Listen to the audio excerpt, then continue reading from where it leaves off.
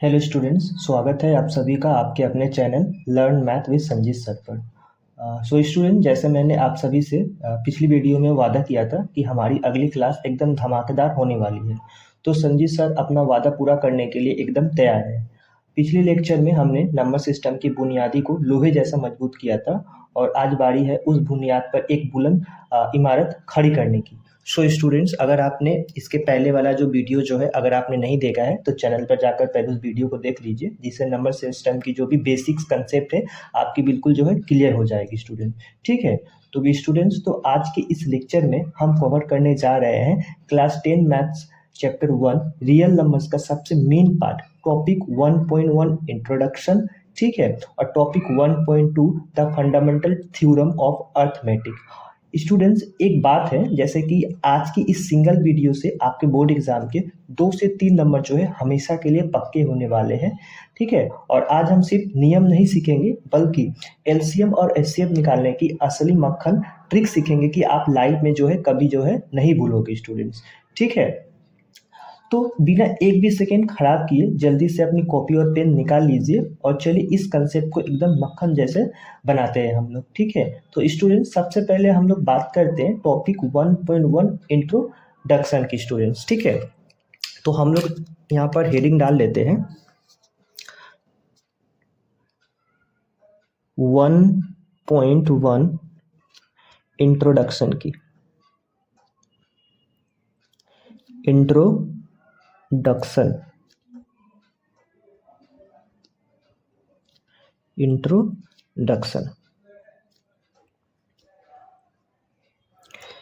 देखिए स्टूडेंट्स, इस चैप्टर के दो सबसे बड़े जो है हीरो है। पहला number Euclid's division algorithm. Student, इसका लेना देना जो है वो डिवीजन यानी भाग से है। ठीक है, और दूसरा जो है वो है फंडामेंटल थ्योरम ऑफ अर्थमेटिक। ठीक है, इसका लेना देना जो है मल्टीप्लिकेशन यानी गुना से है। लेकिन स्टूडेंट्स, मैं आपको एक बात बताना चाहता हूँ, जो पहला नंबर जो टॉपिक है, जैसे मैंने बताया यूक्लिड्स डिवीजन एल्गोरिथम, जो मैंने बताया Euclid Euclid division Euclid division algorithm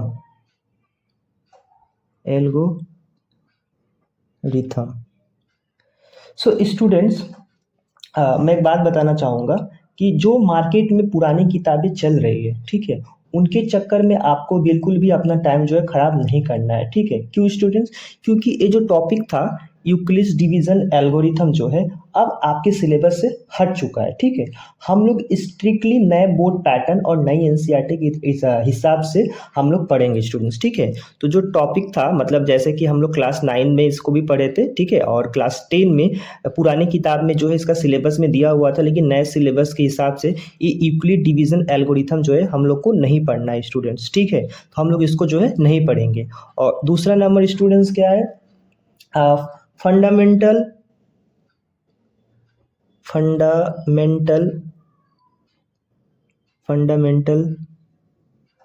theorem of arithmetic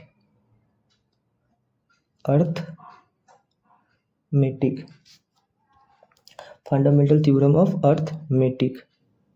ठीक है, सो स्टूडेंट्स, ये हमारे सिलेबस में जो है और इसका जो लेना देना कहने का मतलब है इसका जो कंसेप्ट है वह मल्टीप्लिकेशन से जुड़ा हुआ है स्टूडेंट्स। ठीक है, और जैसे हम लोग आगे जब हम लोग इसका फंडामेंटल थ्योरम ऑफ अर्थमेटिक जो कि हमारे टॉपिक जो है 1.2 उसमें हम लोग इसको डिटेल में पढ़ेंगे। ठीक है, लेकिन जब हम लोग इस चैप्टर को पढ़ लेंगे, चैप्टर को पढ़ने के बाद जो इसका एप्लीकेशन है, एप्लीकेशन का मतलब है स्टूडेंट्स कि इसको पढ़ने के बाद हम लोग क्या क्या कर पाएंगे स्टूडेंट्स। जैसे कि आप लोगों ने क्लास 9 में मान लिया था कि जैसे कि √2 हो गया, √3 हो गया।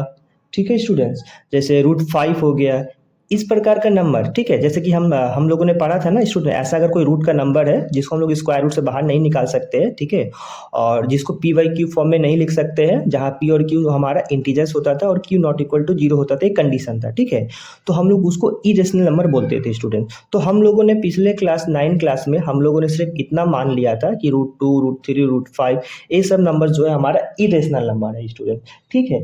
लेकिन हम लोग इरेशनल नंबर्स क्यों है, इसका रीजन हम लोग नहीं जानते थे, ठीक है। तो इसी का ठोस सबूत यानी प्रूफ जो है हम लोग इस साल फंडामेंटल थ्योरम, ठीक है, फंडामेंटल थ्योरम ऑफ अर्थमेटिक की मदद से जो है हम लोग प्रूव करेंगे स्टूडेंट, ठीक है। और दूसरा इसका एप्लीकेशन जो है, पहला जो हम लोग क्या है, हम लोग इरेशनल नंबर को प्रूव करना सीखेंगे। और दूसरा नंबर जो है इसका जो एप्लीकेशन था, ठीक है, वो था decimal expansion of rational number, ठीक है।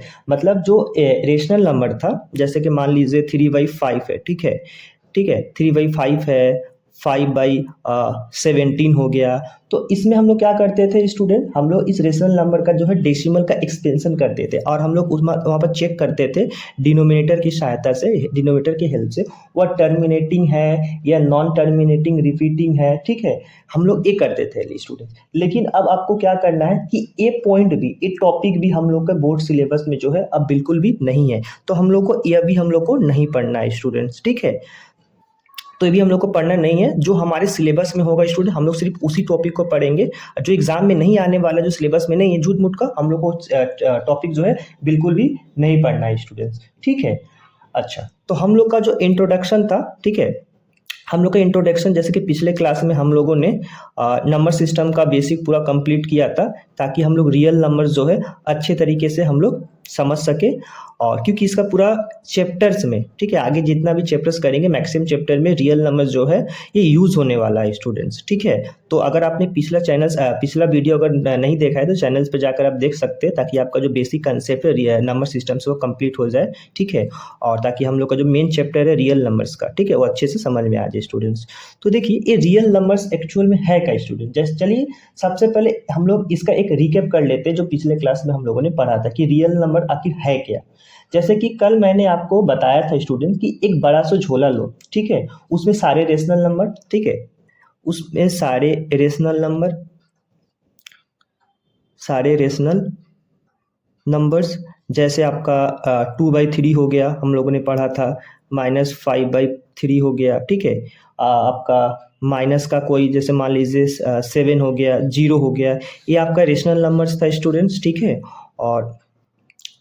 और एक इरेशनल था। दोनों नंबर्स को एक झोला में मैंने बोला था डाल देने के लिए, जैसे √2 हो गया, √3, √5, ठीक है, पाई हो गया, ठीक है, ये सब हमारा इरेशनल नंबर होता है। तो इसको भी मैंने बोला था उस झोले में जो है हम लोग डाल देते हैं।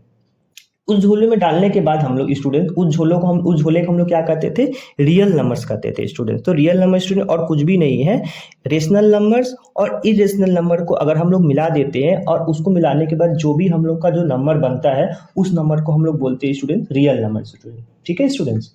तो क्लास 10th में हमने इन्हीं रियल नंबर्स की सबसे बड़ी प्रॉपर्टीज जो है पढ़नी है स्टूडेंट, जिसका नाम है फंडामेंटल थ्योरम ऑफ अर्थमेटिक, जिसका मैं अभी बात कर रहा था, ठीक है, जो कि बहुत ही इंपॉर्टेंट है। और आज हमारा मेन हीरो यही है स्टूडेंट्स, ठीक है। तो जहाँ से बोर्ड एग्जाम में जो है क्वेश्चन जो है बनता है। तो स्टूडेंट चलिए हेडिंग लगाइए आप लोग, fundamental theorem of arithmetic student, ठीक है। एक ध्यान से सुनिए स्टूडेंट्स, देखिए जो फंडामेंटल थ्योरम ऑफ अर्थमेटिक है, ये नाम बड़ा है सिर्फ, बट कंसेप्ट जो है एकदम बच्चा जैसा है। ऐसा क्यों स्टूडेंट, क्योंकि जब हम लोग इसको पढ़ेंगे तो आप बिल्कुल अच्छे तरीके से समझ पाएंगे स्टूडेंट्स। तो सबसे पहले आप लोग हेडिंग डाल लीजिए टॉपिक 1.2 का, fundamental theorem of arithmetic. Fundamental theorem fundamental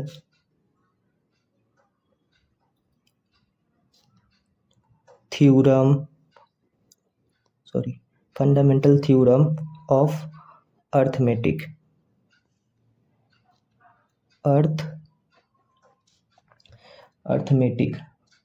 fundamental theorem of arithmetic, ठीक है। इसको आप लोग हेडिंग डाल लीजिए।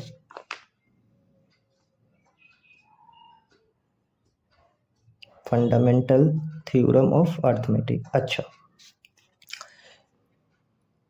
स्टूडेंट्स, इस थ्योरम को हम लोग पढ़ने से पहले हम लोग इसका हिस्ट्री चेक कर लेते हैं।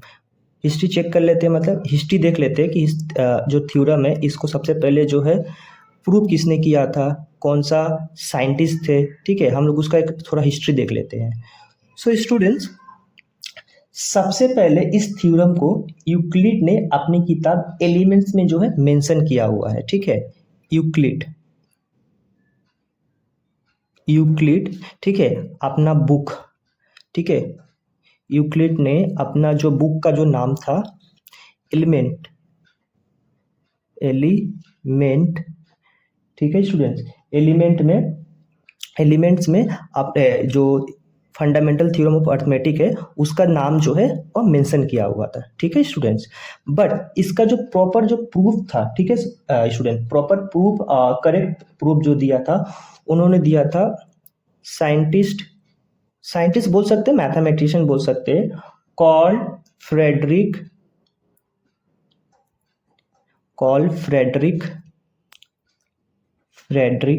गॉस्को। ठीक है, इसका जो प्रॉपर करेक्ट जो प्रूफ दिया था फंडामेंटल थ्योरम ऑफ अर्थमेटिक का, जो साइंटिस्ट जो मैथमेटिशियन ने दिया था उनका नाम था कॉल फ्रेडरिक गॉस। अच्छा, इनका जो टाइम पीरियड था आप लोग लिख सकते हैं, हालांकि एनसीईआरटी में दिया हुआ है, सॉरी, 1777 से 1855। ठीक है, इनका टाइम पीरियड था।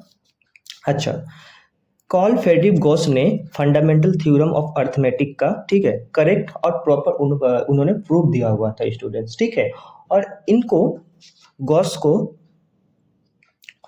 को प्रिंस ऑफ मैथमेटिशियन कहा जाता है।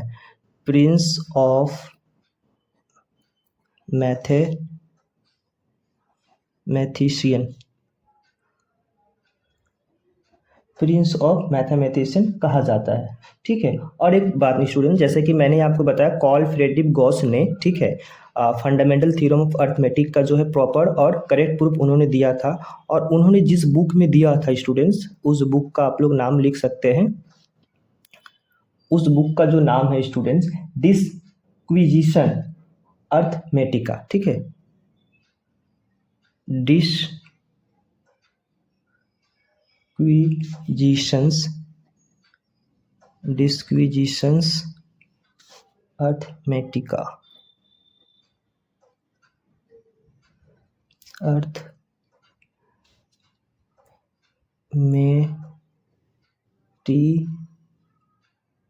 अर्थमेटिक।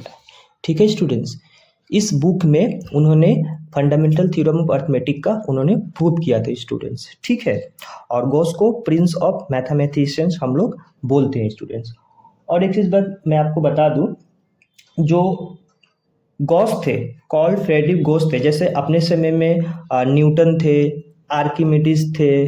ठीक है स्टूडेंट्स, आर्किमिडीज थे, उन्हीं विद्वानों में से, ठीक है, उन्हीं 3 विद्वानों में से एक थे कॉल फ्रेडरिक गॉस स्टूडेंट। ठीक है, जिन्होंने गणित और विज्ञान दोनों में, साइंस और मैथमेटिक्स दोनों में जो है अपना इंपॉर्टेंट रोल जो है उन्होंने दिया है स्टूडेंट। ठीक है स्टूडेंट, तो इस थ्योरम को हम लोग, इसका हिस्ट्री हम लोगों ने थोड़ा देख लिया है, और जैसे कि अभी हम लोग इसको आगे पढ़ेंगे एक्चुअल में थ्योरम है क्या, क्या बोलता है थ्योरम। लेकिन उससे पहले हम लोग इस थ्योरम को समझने से पहले हम लोग बचपन के दोस्तों से मिलना पड़ेगा हम लोग को स्टूडेंट्स। ठीक है, हम लोगों को 2 बचपन के दोस्तों से मिलना पड़ेगा, क्योंकि बिना उनसे मिले हम लोग इसको समझ नहीं सकते स्टूडेंट। तो उनका दोस्त, उस दोस्त का नाम क्या है स्टूडेंट?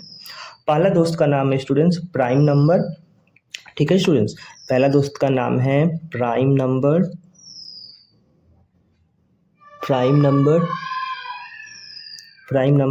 और दूसरा दोस्त का नाम है कंपोजिट नंबर।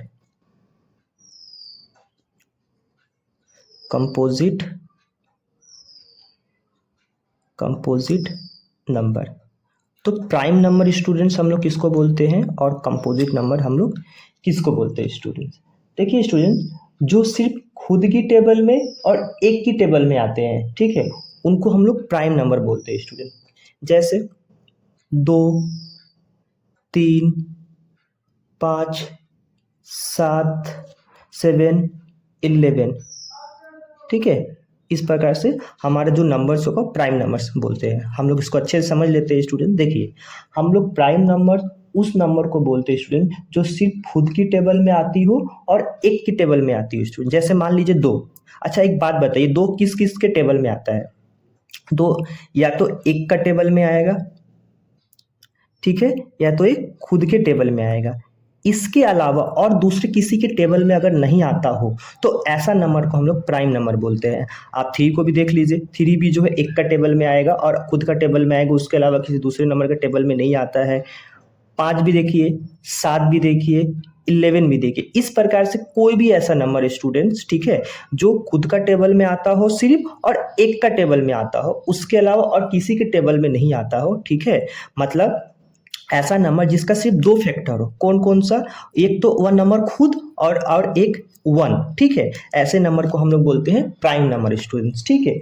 और इसके जस्ट उल्टा या ऑपोजिट हम लोग बोल सकते हैं स्टूडेंट कि जिनके 2 से ज़्यादा फैक्टर्स होते हैं, यानी जो दूसरों की टेबल में भी आते हैं स्टूडेंट्स, उनको हम लोग बोलते हैं कंपोजिट नंबर, ठीक है। जैसे मान लीजिए आपका 4 हो गया, 6 हो गया, 8, 4 हो गया, 6 हो गया, 8 हो गया, 9 हो गया, 10 हो गया। इस प्रकार से हमारा जो नंबर्स होता है ये हमारा कंपोजिट नंबर्स होता है। इसको समझते हैं स्टूडेंट्स एक बार। हम लोग प्राइम नंबर्स में हम लोगों ने क्या देखा था स्टूडेंट्स? प्राइम नंबर्स में हम लोगों ने स्टूडेंट देखा था जो खुद के टेबल में आती हो और एक के टेबल में आती हो, मतलब ऐसा नंबर जिसका सिर्फ 2 ही फैक्टर हो। और वो फैक्टर कौन कौन होना चाहिए? वह तो खुद वह नंबर और उसके अलावा 1 होना चाहिए। बट हम लोग अगर कंपोजिट नंबर की बात करते हैं स्टूडेंट, तो देखिए इसके जो खुद का प्रत्येक नंबर जो है खुद के टेबल में आएगा और एक के टेबल में आएगा, तो एक के टेबल में भी तो आएगा ही आएगा और खुद के टेबल में भी आएगा। लेकिन इसके अलावा भी अगर कोई और के किसी टेबल में अगर आता हो स्टूडेंट, तो उस नंबर को हम लोग कंपोजिट नंबर बोलेंगे। अदरवाइज हम लोग उसको क्या बोलेंगे? Prime number. मतलब अगर सिर्फ 2 ही उसके फैक्टर हो, मतलब या तो 1 से डिवाइड हो रहा है, 1 के टेबल में आ रहा हो, या वो खुद नंबर खुद के टेबल में आ रहा होगा, ठीक है। लेकिन यहाँ पर देखिए 4 एक के टेबल में आ रहा है, 4 के टेबल में आता है, ये तो प्रत्येक नंबर आएगा स्टूडेंट। लेकिन उसके अलावा किसके टेबल में आ रहा है? 2 के टेबल में आ रहा है। तो यहाँ पर आप देख सकते हैं स्टूडेंट्स कि 2 फैक्टर के अलावा एक तीसरा भी फैक्टर है, मतलब तीसरे नंबर से भी डिवाइड हो रहा है, तीसरे नंबर के टेबल में भी आ रहा है स्टूडेंट। तो ऐसे नंबर को हम लोग बोलेंगे कंपोजिट नंबर। 6 देख लीजिए, 1 के टेबल में भी आता है, 2 का टेबल में भी आता है, ठीक है, 3 का भी टेबल में आता है, 6 का भी टेबल में आता है, मतलब 1 का और 6 का खुद का टेबल में और 1 का टेबल में, वो तो आएगा ही आएगा। उसके अलावा किसी दूसरे के टेबल में भी आता हो, तो ऐसे नंबर को हम लोग बोलते हैं कंपोजिट नंबर स्टूडेंट। तो आई होप स्टूडेंट आपको समझ में आया होगा प्राइम नंबर किसको बोलते हैं और कंपोजिट नंबर हम लोग किसको बोलते हैं स्टूडेंट्स, ठीक है स्टूडेंट। एक चीज और मैं यहाँ पर आपको बताना चाहूंगा स्टूडेंट, नंबर 1 एक ऐसा नंबर है स्टूडेंट, ये ना ही प्राइम नंबर है, ये ना ही प्राइम नंबर है और ना ही स्टूडेंट्स एक कंपोजिट नंबर है स्टूडेंट्स, ठीक है।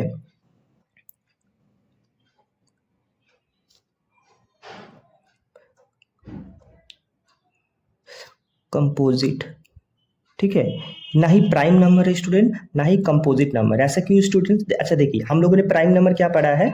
हम लोगों ने प्राइम नंबर पढ़ा है जो खुद के टेबल में आता हो और एक का टेबल में आता हो। अच्छा देखिए, एक तो एक का टेबल में आएगा ही आएगा, ठीक है। और अब बोलेंगे एक का टेबल में तो आता है और खुद के टेबल में आता है, लेकिन वो तो खुद एक ही ऐसा नंबर है, ठीक है ना। बट जैसे मान लीजिए 2 तो 1 का टेबल में आ रहा है, ठीक है, और ये 2 का टेबल में भी आ रहा है, तो इसका फैक्टर कितना हुआ? एक हुआ, एक और एक 2 हुआ। लेकिन ये तो ऑलरेडी 1 ही फैक्टर इसका हुआ, एक ही हुआ, ठीक है। इसीलिए ये डेफिनेशन को फुलफिल नहीं कर रहा है स्टूडेंट, इसीलिए एक जो है प्राइम नंबर नहीं है। कंपोजिट नंबर क्यों नहीं है? क्योंकि हम लोगों ने कंपोजिट नंबर में क्या पढ़ा है? हम लोगों ने पढ़ा है जिसका 2 से ज़्यादा फैक्टर हो, मतलब एक का भी टेबल में आता हो, खुद का भी टेबल में आता हो, उसके अलावा किसी दूसरे नंबर के टेबल में आता हो। लेकिन ये नंबर तो सिर्फ एक का ही टेबल में आ रहा है स्टूडेंट, है ना, तो इसलिए कंपोजिट नंबर भी नहीं है। इसीलिए स्टूडेंट 1 जो होता है, 1 जो होता है नाइदर प्राइम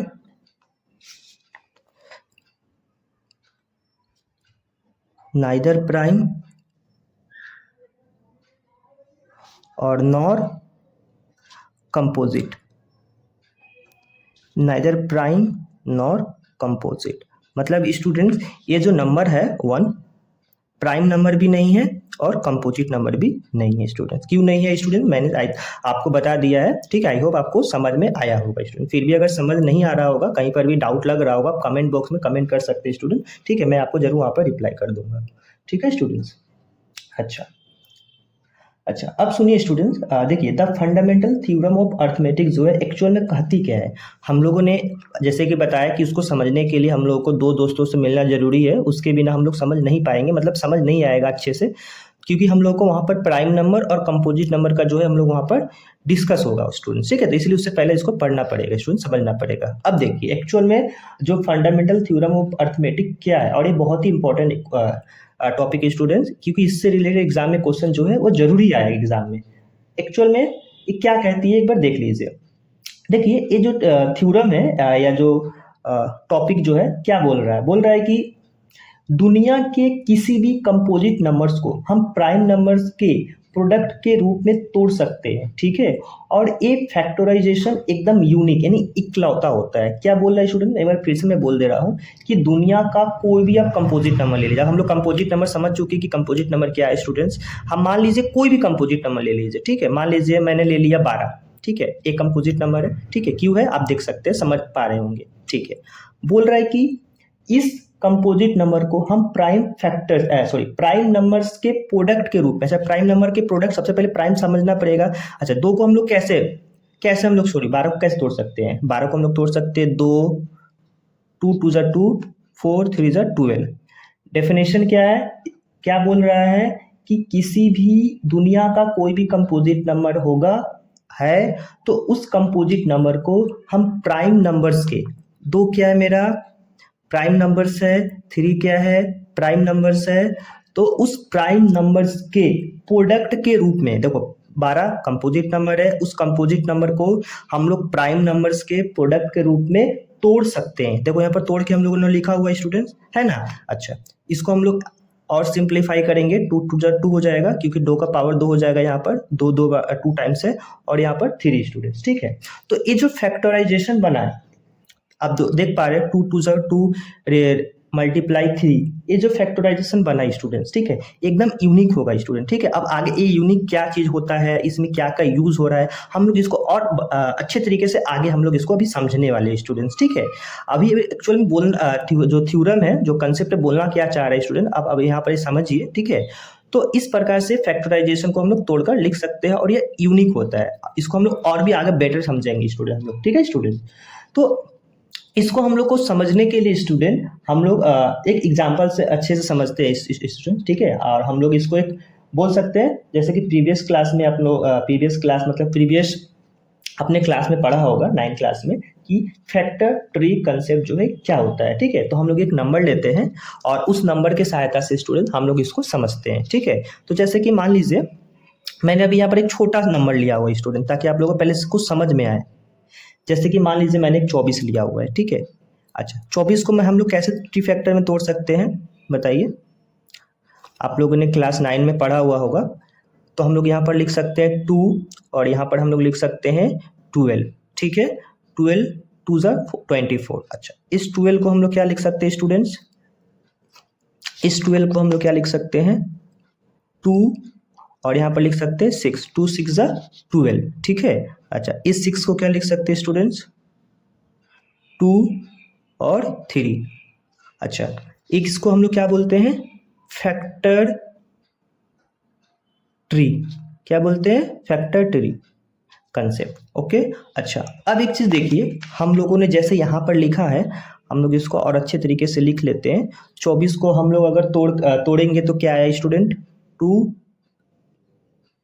मल्टीप्लाई 12, ठीक है। 12 को तोड़ेंगे तो क्या आएगा स्टूडेंट्स 2 इंटू 6 को तोड़ेंगे स्टूडेंट तो क्या आएगा 2 इंटू 3, ठीक है स्टूडेंट। तो 24 का प्राइम फैक्टराइजेशन क्या बना स्टूडेंट्स, तो 24 का जो प्राइम फैक्टराइजेशन बना है 2 मल्टीप्लाई 2 देख सकते हैं आप 2 कितना टाइम से 3 टाइम से, ठीक है। और 3 कितना टाइम से 3 एक टाइम 1 टाइम से, ठीक है।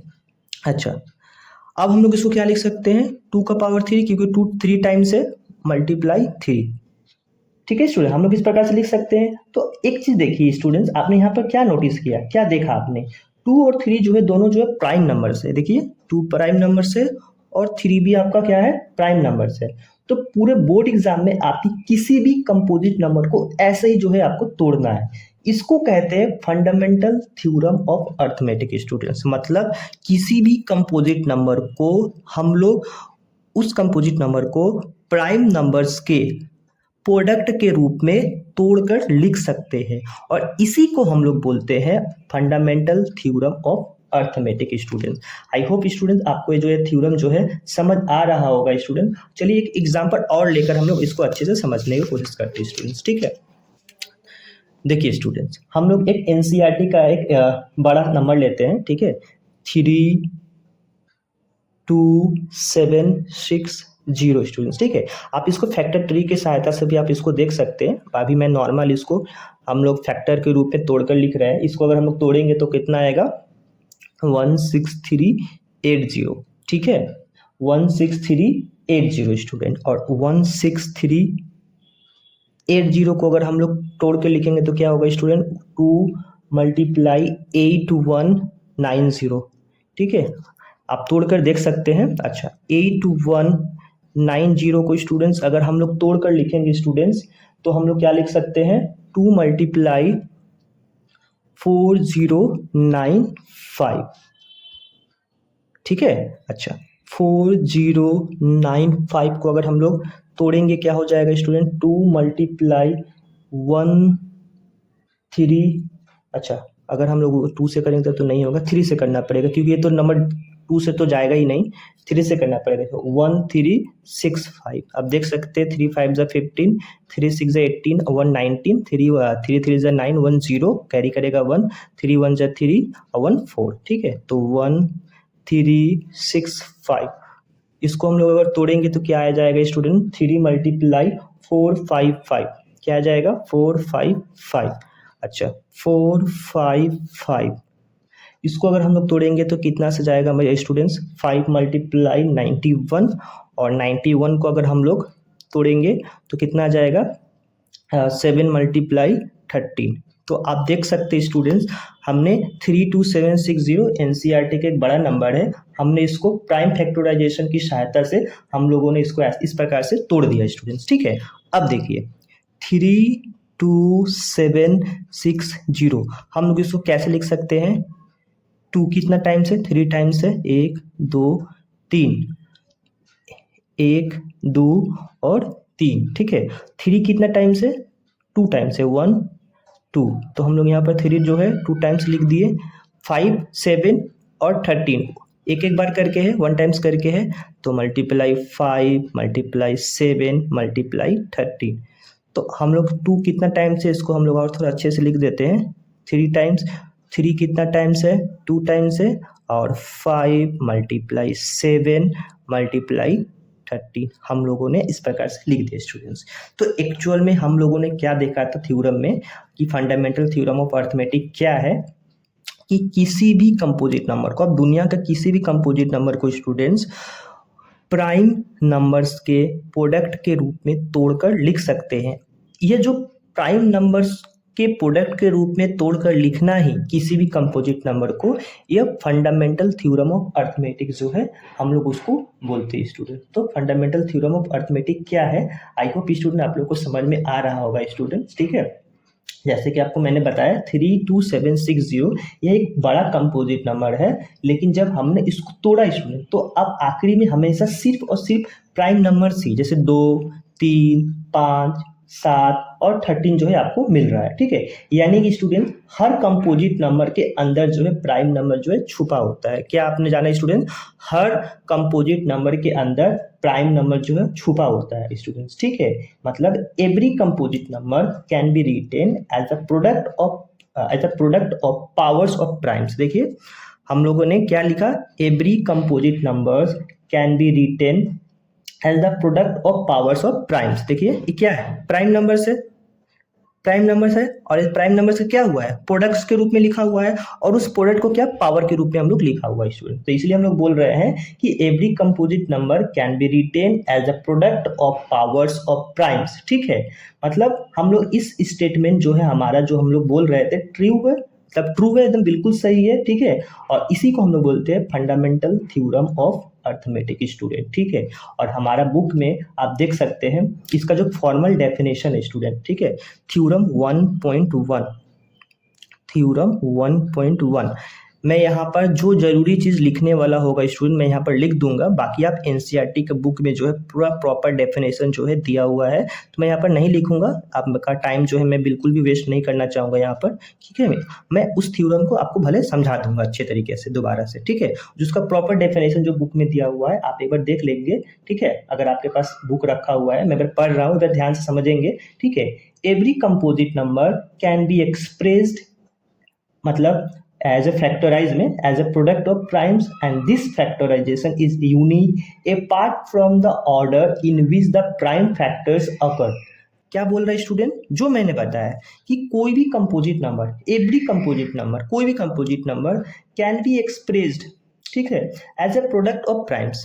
एक्सप्रेस या फैक्टोराइज्ड, एक्सप्रेस या फैक्टोराइज किसमें, प्रोडक्ट ऑफ प्राइम नंबर में, किसमें, प्रोडक्ट ऑफ प्राइम नंबर्स में, या उसको हम लोग फर्दर अगर सॉल्व करेंगे product of power of prime numbers में, ठीक है स्टूडेंट्स। और ये जो फैक्टराइजेशन जो होगा स्टूडेंट ये यूनिक होगा, और क्या होगा, apart from the order in which the prime factors occurs. ध्यान से देखेंगे स्टूडेंट, इस डेफिनेशन में दो वर्ड सबसे इंपॉर्टेंट है, ठीक है, जिसे आपको एक एक करके समझना है। पहला वर्ड क्या है स्टूडेंट्स, पहला जो वर्ड है यहाँ पर यूनिक है, यूनिक, ठीक है, यूनिक है। इसका क्या मतलब हुआ स्टूडेंट, इसका मतलब ये हुआ स्टूडेंट कि जैसे कि हम लोगों ने 32760 इसका हमने प्राइम फैक्टराइजेशन हम लोगों ने किया है, ठीक है। अच्छा, इस प्राइम फैक्टराइजेशन में आप लोग देख सकते हैं कि जो 2 का पावर 3 है, ठीक है, मतलब 2 कितना टाइम्स आया है, 3 बार आया है। देखिए 2 कितना बार आया है, 3 बार आया है, ठीक है। 3 कितना बार आया है स्टूडेंट्स, 2 बार आया है, 5, 7 और 13, ये एक एक बार करके जो है हमारा आया हुआ है उस प्राइम फैक्टराइजेशन में, ठीक है। इसका मतलब है स्टूडेंट्स कि दुनिया का कोई भी मैथ टीचर, कोई भी टीचर या कोई भी स्टूडेंट इसमें कोई नया प्राइम नंबर जो है अपनी मर्जी से नहीं ला सकता स्टूडेंट, ये फिक्स है। मतलब जैसे कि हम लोगों ने 32760 को जब हम लोग प्राइम फैक्टराइजेशन से हम लोग इसको तोड़कर हम लोगों ने जब लिखा तो इसमें क्या आया, 2 का पावर 3, 3 का पावर 2, 5, 7, 13। मतलब अगर हम लोग नॉर्मल अगर बात करें तो इसमें क्या क्या प्राइम नंबर आया है, 2 आया है, 3 आया है, 5 आया है, 7 आया है और 13 आया है। कौन कितना बार आया स्टूडेंट, मैं भी उसका बात नहीं कर रहा, बट जो जो प्राइम नंबर है मैं उसका बात कर रहा हूँ। 2 एक प्राइम नंबर है, 3, 5, 7 और 13 ये हमारा प्राइम नंबर है। तो 32760 में इसका प्रोडक्ट का प्राइम है, इसका इस प्रोडक्ट का प्राइम नंबर का प्रोडक्ट के रूप में मल्टीप्लाई होकर आया है स्टूडेंट। तो मैं बोलना चाह रहा हूँ यूनिक का क्या मतलब हुआ स्टूडेंट, यूनिक का मतलब हुआ कोई भी टीचर या कोई भी स्टूडेंट्स इस प्राइम नंबर के अलावा अपना मन से कोई दूसरा प्राइम नंबर उसमें जो है ऐड नहीं कर सकता है स्टूडेंट। इसी यूनिक का मतलब ये होता है जो मैंने बताया आपको, ये फिक्स्ड होता है स्टूडेंट्स, ठीक है। आई होप आपको समझ में आ रहा होगा स्टूडेंट। दूसरा क्या है स्टूडेंट्स, दूसरा स्टूडेंट्स है अपार्ट फ्रॉम द ऑर्डर। क्या है, apart from the order, apart from the order, apart from the order. इसका क्या मतलब होता है स्टूडेंट, इसका मतलब होता है स्टूडेंट कि क्रम बदल सकता है, ठीक है स्टूडेंट। मतलब अगर मान लीजिए, इसका क्या मतलब है, मान लीजिए अगर कोई स्टूडेंट, ठीक है, ऐसा इसको लिख रहा है, जैसे कि अब हम लोगों ने क्या लिखा, 32760 को हम लोगों ने क्या लिखा, 2 का पावर 3, 3 के पावर 2 मल्टीप्लाई 5 मल्टीप्लाई 7 मल्टीप्लाई 13, हम लोगों ने इसको ऐसे लिखा, ठीक है। मान लीजिए कोई स्टूडेंट इसको अगर ऐसे लिख रहा है स्टूडेंट, जैसे कि 13 मल्टीप्लाई 7 मल्टीप्लाई 5 मल्टीप्लाई 3 के पावर 2, 2 के पावर 3। मतलब कहने का मतलब स्टूडेंट्स है कि इसका जो ऑर्डर है, पहले 2 लिखा हुआ है, 3 है, 5 है, 7 है, 13 है, इसको किसी भी ऑर्डर में कोई भी आके पीछे, अगर मान लीजिए पहले 13 लिख दिया, फिर 2 लिख दिया, पहले उसके बाद 5 लिख दिया, मतलब इसका ऑर्डर में किसी प्रकार का अगर अभी कोई चेंज कर रहा है स्टूडेंट्स, ठीक है, अगर ऑर्डर में किसी प्रकार का चेंज कर रहा है, ठीक है, तो वह भी सही है, ठीक है।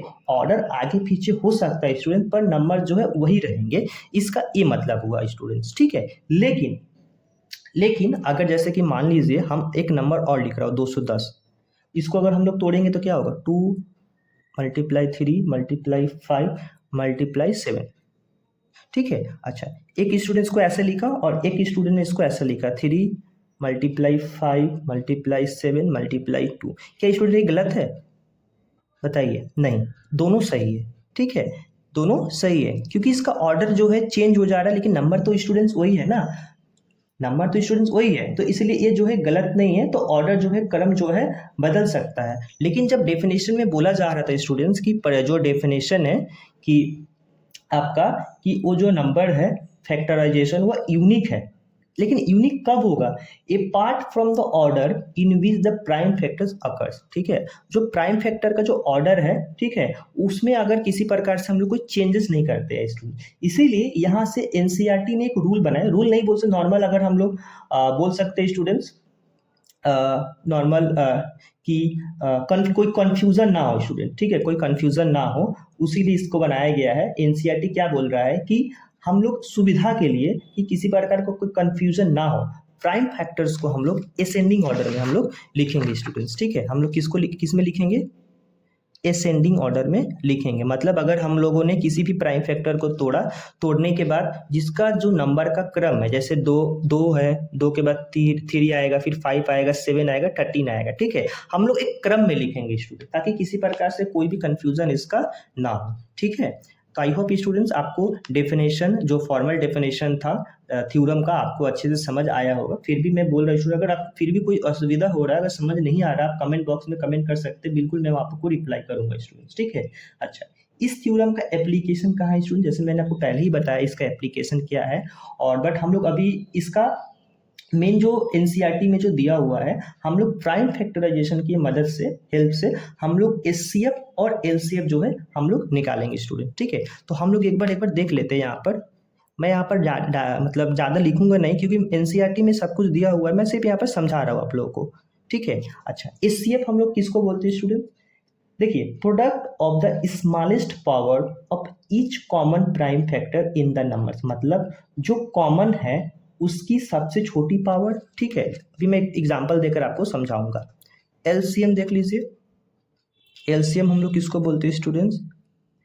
देखिए, product of the greatest power of each prime factor involve in the number, मतलब जितने भी नंबर्स दिख रहे होंगे, ठीक है, उन सभी नंबर में सबसे बड़ी पावर हम लोग को लेना है स्टूडेंट्स। मतलब हम एक एग्जांपल से आपको समझा रहा हूँ स्टूडेंट। जैसे कि मान लीजिए मैंने यहाँ पर लिखा 12 और लिखा 15, 12 और 15 हम लोगों ने लिया स्टूडेंट्स, ठीक है। 12 को अगर हम लोग प्राइम फैक्टराइजेशन से सॉल्व करेंगे तो क्या होगा? 2 2 जा 2, सॉरी 2 2 जा 4, 3 जा 12, 15 को करेंगे तो 3 5 जा 15, ठीक है। इसको हम लोग और अगर अच्छे से अरेंज करेंगे तो क्या हो जाएगा? 2 का पावर 2 हो जाएगा, मल्टीप्लाई 3 कुछ नहीं है, मतलब पावर 1 है। सिंपल, इसको भी हम लोगों ने यहाँ पर लिख लेते हैं एक बार, 3 का पावर 1, 5 का पावर 1। तो यहाँ से अगर हम लोग एचसीएफ निकालेंगे स्टूडेंट, तो एचसीएफ हम लोग कैसे निकालेंगे? हम लोग का डेफिनेशन क्या बोल रहा है कि product of the smallest power of each prime factor in the numbers. जो नंबर दिया रहेगा स्टूडेंट्स, ठीक है, जो भी नंबर दिया रहेगा उस नंबर में जो स्मॉलेस्ट पावर होगा, जो प्रोडक्ट होगा, उस प्रोडक्ट का, हाँ, दोनों हम लोग को जितना भी नंबर दिया रहेगा स्टूडेंट, सब में हम लोग को मैच करना है। दोनों नंबर या 2 नंबर दिया हो या 3 नंबर दिया, सब में मैच करना है। अगर कोई भी नंबर जो है अगर मैच कर रहा है, ठीक है, मैच करने के बाद देखेंगे जो सबसे छोटा वाला पावर होगा, ठीक है, हम लोग उसको हम लोग एचसीएफ में हम लोग लेंगे। जैसे यहाँ पर देखिए 2 है, क्या यहाँ पर कहीं पर भी 2 है? नहीं है, तो इसका मतलब इसको हम लोग स्किप कर देंगे, इसको हम लोग लिखेंगे ही नहीं। मतलब अगर एक में भी वो नंबर नहीं रहेगा तो उस नंबर को हम लोग को लेना नहीं है। अच्छा, 3 देखिए, 3 है इसमें, बिल्कुल इसमें 3 है, तो यहाँ पर 3 है। 5 को तो देखेंगे नहीं, इसमें भी 3 है, तो 3 का क्या पावर 1 है, यहाँ भी पावर है, तो सुखी सिंस पावर यहाँ पर एक ही नंबर है, ठीक है ना, 1 का पावर 3 का पावर 1 है, तो हम लोग का एचसीएफ आ जाएगा 3, ठीक है स्टूडेंट। 3 के पावर 1 मतलब 3 आ जाएगा, ठीक है। एलसीएम हम लोग किसको बोलेंगे स्टूडेंट्स? एलसीएम देखिए, एलसीएम में क्या होता है, हम लोग का जो पावर होता है, हम लोग को सबसे बड़ा वाला पावर हम लोग को देखना होता है, ठीक है। उसके अलावा अगर कोई नंबर बच भी जाता है उसको भी हम लोग ले लेते हैं। जैसे देखिए 2 का पावर 2 यहाँ पर कहीं पर भी है स्टूडेंट? नहीं है, बट फिर भी हम लोग यहाँ पर इसको ले लेंगे स्टूडेंट्स, ठीक है। अच्छा, 3 का पावर 1, 3 का पावर 1, फिर भी हम लोग इसको यहाँ पर ले लेंगे स्टूडेंट्स, ठीक है, अगर पावर मिल रहा है तो हम लोग ले लेंगे, अगर इससे बड़ा होता तो उस बड़े वाले पावर को हम लोग लेते। अच्छा, बच गया मेरा क्या, 5 का पावर 1, तो हम लोग 5 का पावर 1 यहाँ पर एज इट इज लिख देंगे। तो यहाँ पर क्या हो जाएगा, 2 2 4, 3 12, 16। तो मेरा एलसीएम क्या आ जाएगा, 16 आ जाएगा। एचसीएफ कितना आ जाएगा स्टूडेंट हम लोग का, 3 आ जाएगा स्टूडेंट्स, ठीक है। तो यहाँ से एक फॉर्मूला आप लोग नोट करके लिख सकते हैं कि HCF of 1 A, B multiply LCM of A, B, LCM of A, B is equal to A multiply B। इसका क्या मतलब हुआ स्टूडेंट, इसका मतलब हुआ है स्टूडेंट कि किसी भी दो नंबर का, कोई भी दो नंबर का अगर हम लोग एचसीएफ निकाल रहे हैं और एलसीएम निकाल रहे हैं, उसका जब हम लोग मल्टीप्लाई करेंगे तो दोनों नंबर का आपस में मल्टीप्लिकेशन के बराबर होगा स्टूडेंट्स, ठीक है स्टूडेंट्स। अगर कोई भी दो नंबर का हम लोग एचसीएफ निकाल रहे हैं और एलसीएम निकाल रहे हैं, ठीक है, वो बराबर होगा उस दो नंबर के मल्टीप्लिकेशन का स्टूडेंट्स। आप लोग इस फॉर्मूला को स्टार बनाकर नोट कर लीजिए स्टूडेंट्स, ठीक है स्टूडेंट्स, नोट करके लिख लीजिए क्योंकि इस पर दो नंबर का जो सवाल जो है वो आता है, ठीक है। तो जैसे स्टूडेंट्स जैसा कि मैंने बताया, इस फॉर्मूला को आप लोग स्टार बनाकर अपनी कॉपी पर जो है वो आप लोग नोट बना लेंगे, ठीक है, क्योंकि इससे दो नंबर का जो सवाल जो है वह आता है एग्जाम में, ठीक है स्टूडेंट्स। तो स्टूडेंट आज हमने एकदम सिंपल तरीके से टॉपिक 1.1 इंट्रोडक्शन और topic 1.2 the fundamental theorem of arithmetic को पूरा कंप्लीट जो है कर लिया है स्टूडेंट्स। सो स्टूडेंट्स अब बारी है आपके टेस्ट की, ठीक है। सो स्टूडेंट्स मैं यहाँ पर आप लोगों के लिए एक होमवर्क क्वेश्चन जो है दे रहा हूँ, ठीक है स्टूडेंट्स, तो आप लोग उस क्वेश्चन को जो है एक बार नोट डाउन कर लीजिए। सो स्टूडेंट्स जैसे कि मैंने यहाँ पर क्वेश्चन लिखा हुआ है, find the HCF and LCM of 26 and 91 and verify the formula HCF into LCM equal to A into B student, ठीक है। तो आप लोगों को इस क्वेश्चन को सॉल्व करके स्टूडेंट कमेंट बॉक्स में लिखना है। सभी बच्चों को इसका जवाब जो है नीचे कमेंट बॉक्स में देना है। मैं हर एक बच्चे का कमेंट जो है खुद चेक करूंगा और रिप्लाई करूंगा स्टूडेंट्स, ठीक है स्टूडेंट्स। सो स्टूडेंट अगर आज की क्लास में मैथ जो है पढ़ने में मजा आया हो, कंसेप्ट मक्खन लगे हो, तो इस वीडियो को लाइक जो है जरूर करना और अपने क्लास 10 के दोस्तों के साथ इस वीडियो को शेयर जरूर करना, ठीक है। आज जितना भी टॉपिक हमने पढ़ा है उस टॉपिक से रिलेटेड सारे एग्जाम्पल्स हम लोग इसके अगली वीडियो में सॉल्व करेंगे, इसलिए चैनल को सब्सक्राइब करके बेल आइकन दबा लीजिए स्टूडेंट। सो मिलते हैं अगले लेक्चर में, तब तक के लिए पढ़ते रहिए, सीखते रहिए। जय हिंद।